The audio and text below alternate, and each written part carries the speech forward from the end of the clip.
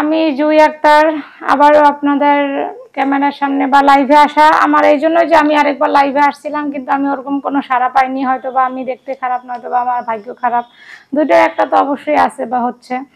তো আমি বেশ ৮-১০ বছর যাবৎ আমি প্রবাস জীবন কাটিয়ে আসছি।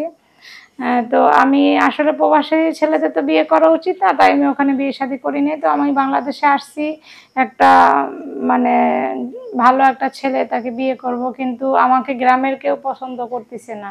হয়তোবা আমি দেখতে খারাপ, ওই যে আগেই বললাম, নয়তোবা আমার কপাল খারাপ, এরকম কিছু একটা হবে।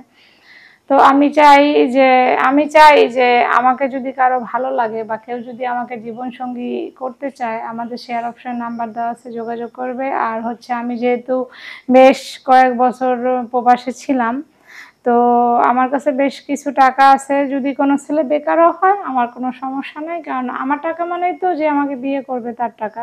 তো আমি আমার টাকা পয়সা মানে তাকে দিব, সে যেন ছোটোখাটো একটা ব্যবসা করে উন্নতি করতে পারে, তারপর আমরা দুইজনে ভালোভাবে চললাম ফিরলাম, এইটাই। আর হচ্ছে হ্যাঁ, এখন হয়তো বা লাইভের অনেকে বলবে যে আপনাদের গ্রামের কি কেউ বিয়ের প্রস্তাব দেয়নি বা পছন্দ করেনি?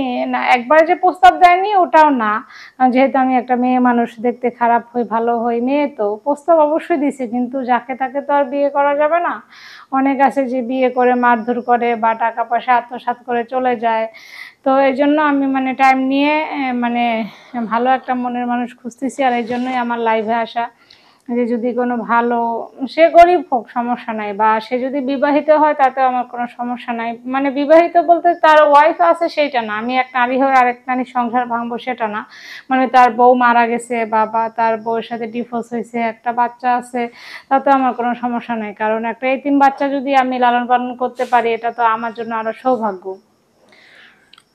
তো কেউ যদি মানে আমার লাইফটা দেখার পরে কারো যদি আমাকে ভালো লাগে বা কেউ যদি আমাকে তার জীবনসঙ্গী করতে চায়, অবশ্যই শেয়ার অপশনে নাম্বার দেওয়া আছে, আমাদের সাথে যোগাযোগ করবেন। আর হচ্ছে